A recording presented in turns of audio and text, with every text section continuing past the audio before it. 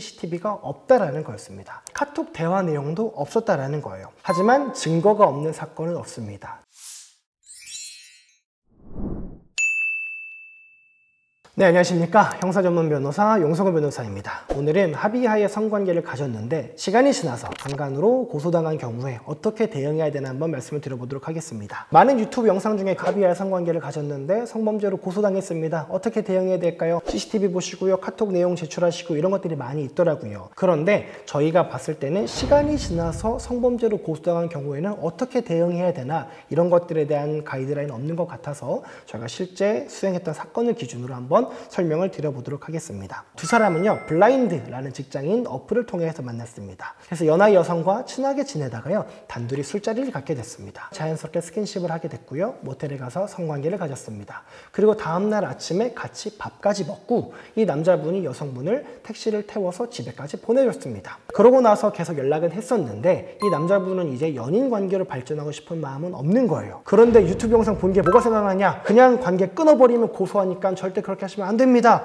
라는 어느 변호사님의 말이 생각이 나서 연락은 뜨문뜨문했었던 겁니다. 2주 정도 지나서 이 정도 했으면 됐겠지 라는 생각에 이제 연락을 끊었는데 여자분께서 약 한 달 정도 시간이 지나서 고소를 한 겁니다. 사건의 문제가 뭐냐면요, 이미 시간이 지나서 모텔 CCTV가 없다라는 거였습니다. 많은 변호사님들이 모텔 CCTV 영상을 한번 확인하셔야 됩니다.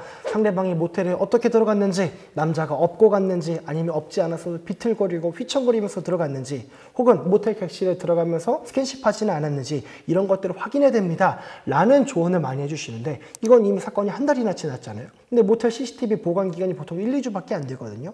이 남자분 같은 경우에는 고소는 당했는데 모텔에 가보니까 CCTV 보관 기간이 지나서 이미 없다라는 답변을 받았습니다. 다른 문제는 뭐냐? 카톡 대화 내용도 없었다라는 거예요. 원나잇으로 끝난 관계였고 더 이상 관계가 이어지거나 발전되지도 않았어요. 의뢰인 입장에서는 한 달 정도 될 때까지도 별말이 없었으니까 이 카톡방 나가도 되겠지 라고 생각해서 카톡방 이미 나간 상태였고 그런 대화 내용들을 따로 보관하거나 그런 상황도 아니었습니다. 그래서 의뢰인은 자신의 무혐의를 입증할 증거가 하나도 없다라고 하면서 낙담한 상황이었습니다. 하지만 증거가 없는 사건은 없습니다. 저희가 찾은 증거는 크게 4가지였습니다. 첫 번째, 다음날 아침에 음식 결제한 내용. 아까 뭐라 말씀드렸죠? 두 명이 성관계 갖고 다음날 아침까지도 관계가 좋았어요. 같이 아침 먹고 헤어졌거든요. 그거 남자가 결제했습니다. 그거 결제한 내역이 있겠죠? 보통 카드 결제 내역 같은 건 거의 영구 보관이 된다고 보셔도 되기 때문에 그거 결제한 내역. 두 번째, 같이 아침을 먹은 다음에 저희 의뢰인이 상대방 고소인의 택시를 태워서 보내줬습니다. 어플을 통해서 택시를 불렀는데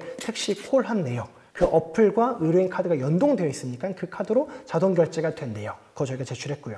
세 번째, 카톡 대화 내용 포렌식해서 제출했습니다. 카톡 대화 내용 같은 경우에는 포렌식했을 때 항상 나오진 않습니다. 근데 이 사람이 블라인드에서 만나서 그날 바로 만난 게 아니거든요. 어느 정도 연락을 하다가 만나고 헤어진 다음에도 어느 정도 연락했었잖아요. 모든 대화 내용이 다 나오진 않았었지만 그 이전과 그 이후에 대화를 이어갔다라는 것 정도는 포렌식에서 복구가 됐었습니다. 네 번째, 통신사실 확인 자료라고 하죠. 기지국 접속 정보입니다. 여자는 나 이 사람과 다음날 아침까지도 같이 있었다라는 걸 부인했어요. 내가 아침에 일어나 보니까 내가 그렇게 성범죄 피해를 당했기에 내가 그냥 도망쳐 나왔다, 집에 바로 왔다라고 했습니다. 근데 남자는 뭐라고 주겠냐? 아니다, 나랑 같이 모텔에서 나와서 아침도 먹고 시간 좀 보내다가 보냈다 라고 말하니까 서로 집에 귀가한 시간이 언제냐에 대해서 남자와 여자의 진술이 달랐던 겁니다. 그래서 저희가 했던 건 뭐냐? 통신사실 확인 자료. 우리 위치 추적을 하는 게 크게 2가지가 있습니다. 하나는 GPS, 또 다른 하나는 CPS라는 거예요. 내가 핸드폰이 전원이 꺼져 있는 게 아닌 이상, 혹은 비행기 모드 이런 게 되어 있지 않는 이상은요, 내가 어디에 있는지 기지국과 계속 전파가 왔다 갔다 한다는 거예요. 기지국이 서울의 경우에는 보통 500m마다 설치가 되어 있고요. 정말 짧은 데는 막 50m마다 있는 경우들도 있거든요. 그러니까 이 사람이 어느 위치에 있었는지, 어느 기지국과 소통이 되고 있었는지, 연결이 되어 있었는지는 확인할 수 있다는 겁니다. 이 사람이 집이 종로였어요. 근데 원나잇으로 관계를 가졌던 게 강남이었거든요.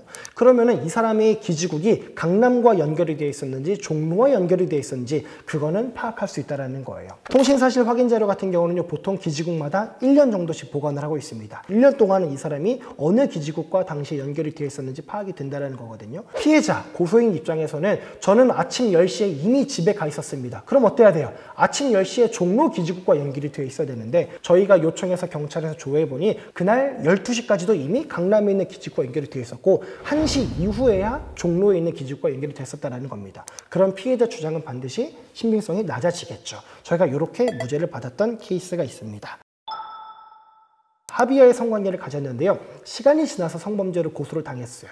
그러면 나는 증거가 없어 낙담하는 경우가 많습니다. 하지만 여러분이 갖고 있는 증거는 없지만 수사기관과 수많은 기지국과 수많은 은행사와 카드사는요, 증거를 여전히 갖고 있습니다. 이런 증거를 확보하기 위해서는 누구한테 어떤 요청을 해야 되는지 수사해보지 않은 변호사님들 모를 수 있거든요. 이런 것들을 잘 알고 있는 변호사를 선임하시기 바랍니다. 저희의 철칙이 있습니다. 증거가 없는 사건은 없습니다. 아무리 작은 증거, 사소한 증거라도 반드시 남아있기 때문에요. 그런 증거들 수집하셔가지고 억울함을 풀 수 있는 여러분이 됐으면 좋겠습니다. 고맙습니다.